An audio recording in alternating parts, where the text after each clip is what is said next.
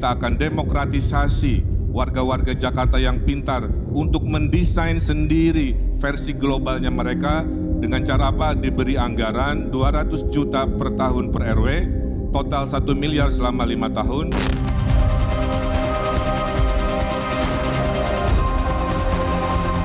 Saya paham betul tentang pandemi ini. Pandemi ini adalah agenda terselubung dari asing untuk mengambil alih kedaulatan negara. Sehingga terlihat sekali begitu rapuhnya bangsa ini. Untuk itu, supaya kita bisa menaikkan menjadi kota global, saya bercita-cita kalau saya dapat amanah ini, saya yakin, hakul yakin, 5 tahun ke depan Jakarta menjadi 50 kota global dunia, dan artinya naik peringkat yang cukup tinggi setara dengan Bangkok pada saat ini.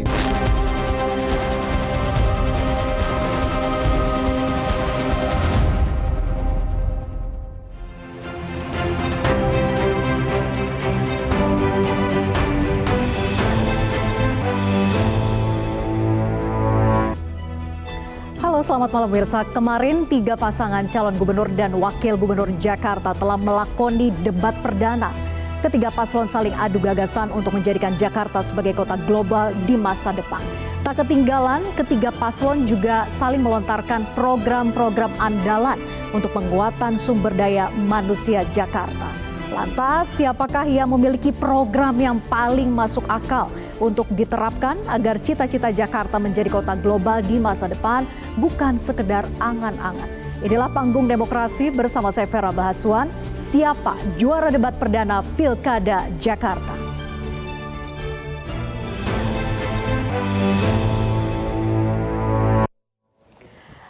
Dan pemirsa, untuk mengulasnya telah hadir di sebelah kanan saya ada pakar tata kota, yaitu Kang Yayat Supriyatna. Selamat malam Kang Yayat. Selamat malam. Kemudian pengamat komunikasi politik Ibnu Dwi Cahyo. Selamat malam Mas Ibnu. Selamat malam Vera. Oke, dari sebelah kanan kita ke sebelah kiri ini adalah para tim ses begitu ya dari masing-masing pasangan calon. Saya ke Mas Pangeran Siahaan dulu. Mas Pange, selamat malam. Malam, menyala. Menyala, juru bicara tim pemenang Ridwan Kamil Suswono, kemudian Ahmad Fatul Bari. Mas Bari, selamat malam. Atau Mas Fatul ya. Waalaikumsalam. Kemudian juga Ketua Dewan Pakar Tim Pemenangan Dharma Kun, Alma Januar Putra, Master Alma katanya. Selamat malam, Master Alma. Assalamualaikum Kak Vera. Waalaikumsalam. Terima kasih sudah hadir semua para narasumber yang ada di Panggung Demokrasi malam hari ini. Nah, sebelum kita membahas semua program yang sudah disampaikan maupun ide gagasan dalam debat perdana tadi malam, kita ingin mengevaluasi dulu ya dari masing-masing jagoannya. Nah, para tim ses melihatnya seperti apa? Para jagoan itu udah greget kah? Sudah to the point kah terkait dengan program-program yang sudah disusun dan disampaikan kepada publik? Ataukah masih banyak yang harus dievaluasi sebetulnya? Kurang menyerang lawannya atau seperti apa? Ataukah dari durasi waktunya masih belum pas sehingga terpotong begitu untuk menyampaikan poin yang ingin disampaikan? Silakan dari Mas Pange dulu. Ya, saya rasa Mas Pram dan juga Bang Dul tadi malam ya, menyampaikan gagasan, visi misi sesuai dengan apa yang sudah ditemui dari belanja masalah dengan berbagai macam lapisan warga Jakarta. Dan kalau kita lihat, kami sangat happy sebenarnya dengan performa dari Mas Pram dan juga Bang Dul. Dan kalau kita lihat sinergi dari Mas Pram dan juga Bang Dul ini, saya rasa secara proporsi dalam berbicara, dalam menyampaikan pandangannya, saya rasa porsinya hampir sama ya. Jadi kita bisa melihat ini kombinasi yang sangat baik, Mas Pram dan Bang Dul. Nggak ada, walaupun Mas Pram sebagai calon gubernurnya, Bang Dul sebagai calon wakil gubernurnya, tapi waktu berbicara juga saya rasa sangat-sangat seimbang. Jadi kami sangat puas, kami sangat happy dengan bagaimana gagasan-gagasan untuk membuat warga Jakarta bahagia, untuk membuat warga Jakarta semakin menyala itu disampaikan dengan sangat baik tadi malam. Oke, kalau Master Alma? Ya, bahagia sekali, alhamdulillahirobbilalamin. Bang Dharma dan Bang Dr. Kun lancar ya, smooth ya, semua visi misinya tersampaikan dengan jelas. Dan bahagia juga karena Kang Emil pertanyaannya membuat macan bangun dari tidur. Ya, alhamdulillah. Jadi viral hari ini Bang Dharma kita dan Bang Dr. Kun. Masyarakat tahu bahwa Bang Dharma selama ini berjuang untuk kebenaran, berjuang untuk keselamatan rakyat. Bukan cuma rakyat Jakarta, ya warga Jakarta, tapi juga se-Indonesia. Beliau tahu persis ya apa yang ditanyakan oleh Kang Emil semalam dan dilahap habis semuanya. Ya, disikat habis semua pertanyaan dengan baik. Jadi sudah puas? Puas. Dan nanti debat kedua akan lebih dahsyat lagi, Kak. Oh gitu. Iya. Oke, kita nantikan lah ya. Kalau dari pasangan Ridho? Ya alhamdulillah lancar ya. Jadi kualitas Ridwan Kamil seorang gubernur, wali kota, sangat mengerti permasalahan kota, mengerti konsep-konsep yang ingin dia bangun dalam menyelesaikan permasalahan kota, didukung oleh Pak Suswono yang punya pengalaman birokrasi, menjadi anggota DPR, menjadi Menteri Pertanian, itu sudah saling melengkapi untuk membangun Jakarta sebagai kota global yang merupakan ibu kota sebelumnya dan sekarang menjadi daerah khusus, dan insya Allah itu menunjukkan bahwa kita ingin membangun kota ini menjadi sesuatu yang lebih maju dengan term kota global, dan mudah-mudahan apa yang sudah dilakukan tadi malam ini bisa menunjukkan kapasitas yang mudah-mudahan nanti bisa dipilih oleh masyarakat dan diridhoi oleh Allah serta diridhoi oleh masyarakat Jakarta insya Allah. Secara aturan waktu Ya. maupun tata pelaksanaan dari debatnya, apakah dirasa sudah pas? Karena Mas Suswono kayaknya sempat terpotong ya, Iya. waktunya untuk bisa menyampaikan Pantun. pesannya. Ya, pantunnya juga Bang. Yang terpotong salah satunya mungkin pantun ya. Iya. Mungkin karena Kang Emil sangat luar biasa menyampaikan substansi. Dan memang konsep debat Indonesia mungkin seperti itu ya. Besok-besok mungkin nggak tahu pilpres, pilkada. Kalau bisa sih konsep debatnya lebih dieksplor gitu. Karena mungkin memang konsep debat di Indonesia biasanya seperti itu. Lalu banyak hal-hal yang mungkin seremonial ya. Kalau di Indonesia pakai ngambil di fishbowl dulu dan lain-lain. Cuman ya itu realitas demokrasi kita ya tetap Oke. kita hormati. Karena itu bagian dari cara kita. Yang mungkin berbeda dengan pola demokrasi yang lain. Oke, nah ini kan evaluasinya datang dari para tim sesnya sendiri begitu ya, yang diharapkan bisa objektif. Tapi katanya sih sudah puas dengan para jagoan masing-masing. Tapi gimana kalau dari pengamat komunikasi ini? Mas Ibnu melihatnya apakah gaya komunikasi yang sudah disampaikan masing-masing pasangan calon, siapa yang terlihat paling siap, paling matang, dan apakah sebetulnya dari debat itu bisa punya pengaruh yang signifikan terhadap elektabilitas masing-masing pasangan calon? Yang pertama kalau kita lihat ya dari pasangan Ridwan Kamil Suswono, kalau kita lihat dari penampilannya, itu melihat bahwa RK ini sedang menarget anak muda. Yang lain pakai peci misalkan, dia dengan kostumnya, dengan rompi yang ala-ala anak muda yang digemari di mall itu, dia pakai itu dan dia nggak pakai peci gitu. Jadi cukup yang pakai peci hanya Pak Sus.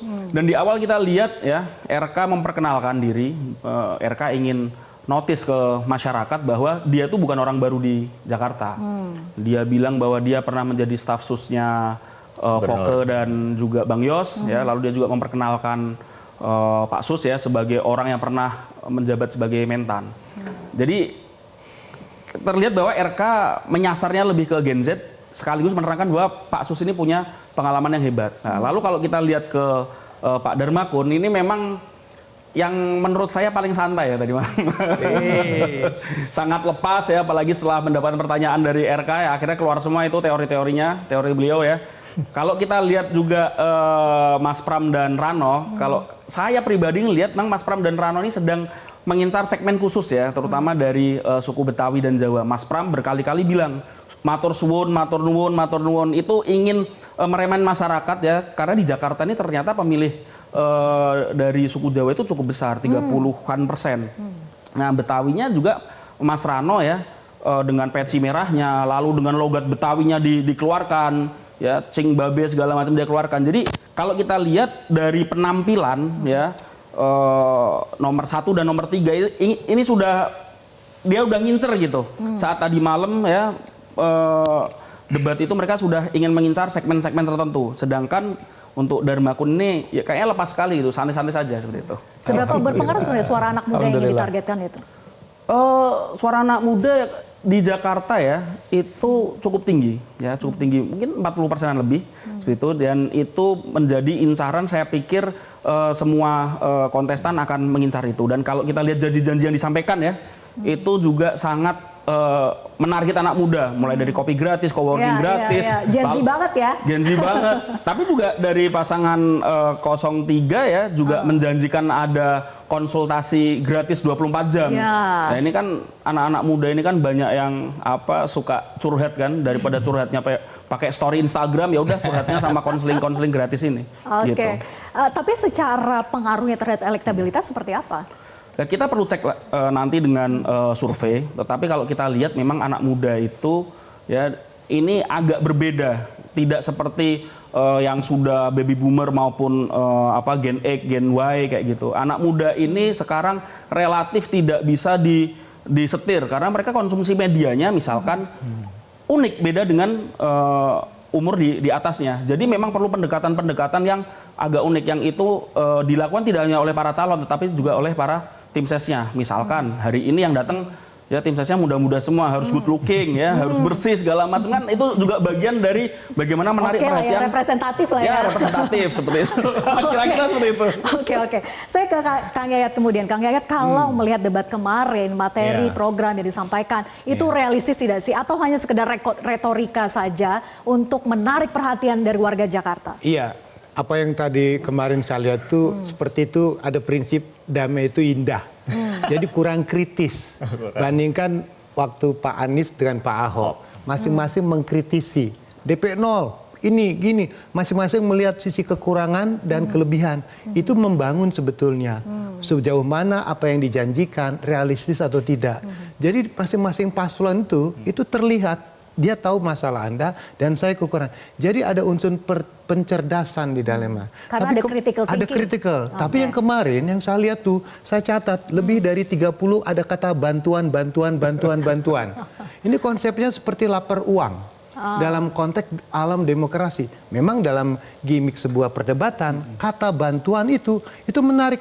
Tapi ada yang tersinggung. Populis ya? Mau populis, tapi yang tersinggung kelas menengah ke atas Jakarta. Jadi segmen yang dikejar itu adalah segmen menengah ke bawah. Dan agak perlu sedikit hati-hati ketika mengungkapkan ada kata gratis. Saya sempat mendengar tuh, naik LRT, MRT gratis. Sorry badan usaha kita itu sedang dalam konteks yang sebetulnya butuh dana untuk operasionalisasi. Nah, yang menarik juga yang perlu kita kritisi adalah pertama satu, memang para calon kandidat itu misalnya harus memahami RPJM terlebih dahulu. Karena ketika berdebat, saya akan membantu. Dia harusnya tahu struktur dasar sekarang itu bagaimana. Misalnya tadi pendidikan. Berapa rata-rata lama usia pendidikan? 9 tahun, rupanya 11, sekian tahun. Kedua, ada nggak disebutkan di situ? Saya akan menaikkan. Pertanyaannya, realitasnya berapa? Contohnya, 200 juta per RT RW. Padahal realitasnya ada 2 juta sebetulnya biaya operasionalnya. Nah, kemudian itu ada agak sedikit menyinggung. Yang menengah atas di Pondok Indah tidak perlu katanya. RT tersinggung. Dia itu ada disparitas. Saya mohon maaf, kata-kata bantuan itu membuat orang tidak mandiri. Contoh mohon maaf ya, ada satu lagi. Ketika ada NIK itu kemarin penataan NIK, mohon maaf, semua RT RW Jakarta itu tidak dibantu tapi kemandirian. Kenapa? Artinya apa? RT RW yang bagus diapresiasi, dikasih hadiah, umroh, sepeda dan sebagainya, dapat piala. Jadi sebetulnya tanpa bantuan pun sebetulnya diakritisnya sudah ada. Saya khawatir gini, kata-kata bantuan menjebak apa? Satu, dana bantuan sosial dan pendidikan Jakarta makin bengkak. Mohon maaf, tahun ini 17 triliun. Bayangkan nanti 30% anggaran dipakai untuk ASN, dipakai untuk ini. Akhirnya jatuh tadi. Berapa ruang fiskal kita supaya janji realistis dengan kemampuan ini.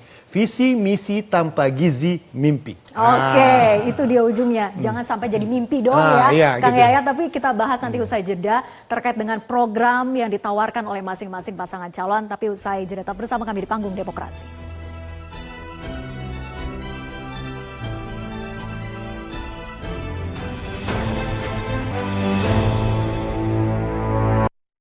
Jelajahi cara baru mendapatkan informasi. Download Metro TV Extend sekarang.